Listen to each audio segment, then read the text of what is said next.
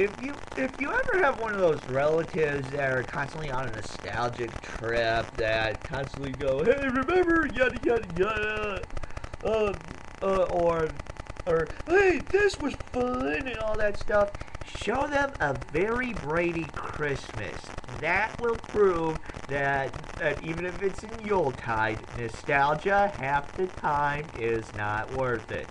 Well, unless you go to YouTube and search for old school Nickelodeon programs like David the Gnome and Grimm's Fairy Tale Classics, which Viacom is currently on the warpath to destroy our childhood, but I digress. Anyways, is the story behind Very Very Christmas is basically this: Sherwood Schwartz, like around a little under 20 years after the Brady Bunch's last broadcast, like either around 20 years after the last broadcast or when it started. I don't know when it started. I am not a Brady Bunch fan. I even hated those two movies, which I'm going to three, counting the Made for Fox movie. I am going to review those at a later date. But anyways, Sherwood Schwartz got nostalgic for the Brady Bunch and thought that the American public was too. So he created this TV series called The Bradys, which did not do well, but made enough to make at least 2 or 3 made-for-TV movies.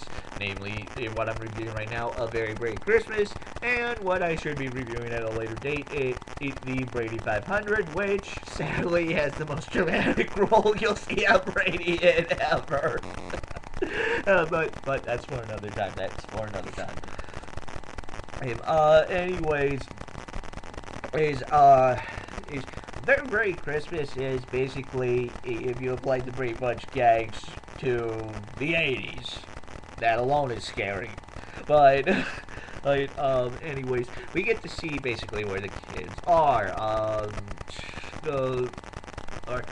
Sydney, I don't know, they all look like they all look like the aftermath of putting your kids through the Stepford Wives roboticizer to me. Anyways, Sydney, I think, became a DJ. They get it because she had a list at the beginning of the show, and it faded away, and it's a long-running joke that you need to sit through all those seasons to get, and it's not that funny, really. Let's see here.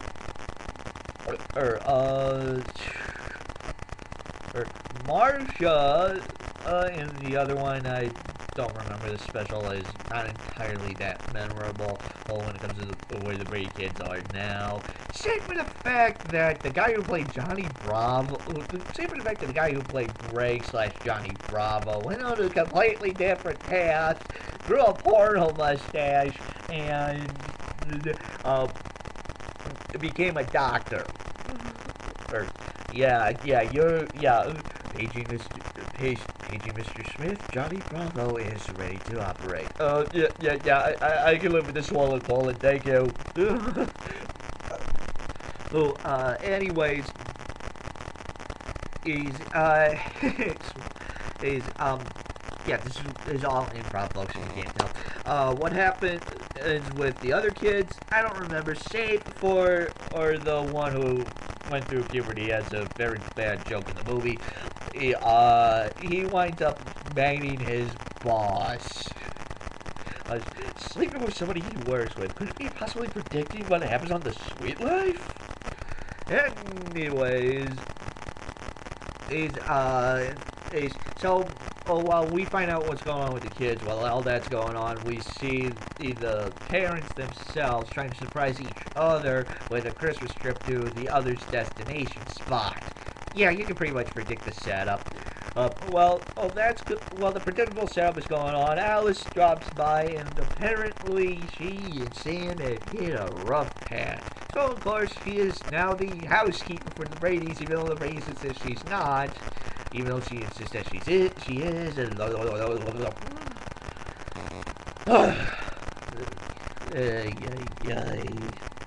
Okay, so then fast forward, and sure enough, the other finds out what the other's going on because they booked through the same travel agency.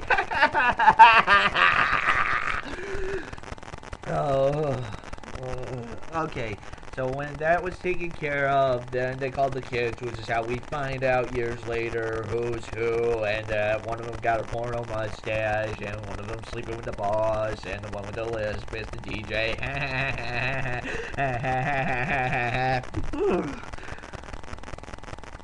Hey, anyways, but then, lo and behold, their perfect life is not so perfect. Apparently,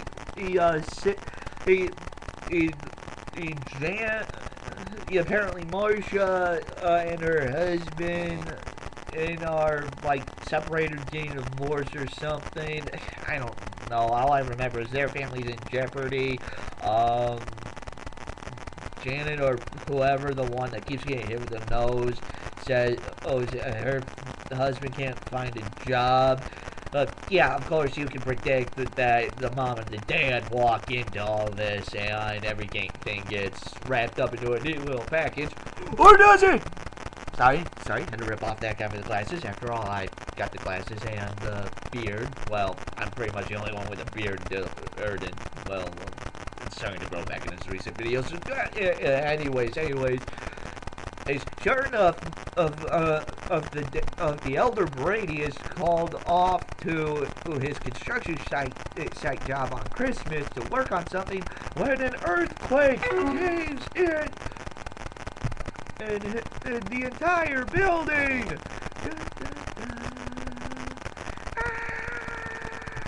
Will he make it? Well, the family, he survived. Will you honestly care? I know I didn't. Quite frankly, I wanted this thing to end, and it took a few more tries to do it, but unfortunately, when it ended, it gave us plenty of fodder for movies.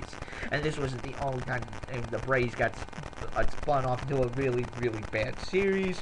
For some odd reason, Sherwood Schwartz thought it would be a great idea to do The Brady Bride, showing the elder Brady girls getting married. I saw a couple of the Brady Brides on Fox Family. Yeah, nostalgia half the time sucks. When you're looking for stuff like Hulk Hogan, Nickelodeon, Viacom, stuff that they really wanted to take away from you, even though it was a part of your childhood, and quite frankly, it was a hell of a lot better than their current stuff. Yeah, nostalgia, unless it's what I mentioned, sucks. Final verdict for being a bah-humbug. Hold on just a second. I'm getting bombarded by IMs. For being a bah-humbug bad movie or showing us something we really didn't want to see, the Brady's years later, and for giving us several more movies, including a few more movies, including Brady's and NASCAR. Yes, you heard me, Brady's and NASCAR. This movie gets a super atomic B-movie bomb. Now, if this is on and you want to make a drinking game out of it, that's fun. That's fine. But if you want to watch it seriously, there's something wrong with you. Now, if you excuse me, I gotta get it going. I booked a trip for my family, but I think we use the same traveling agency.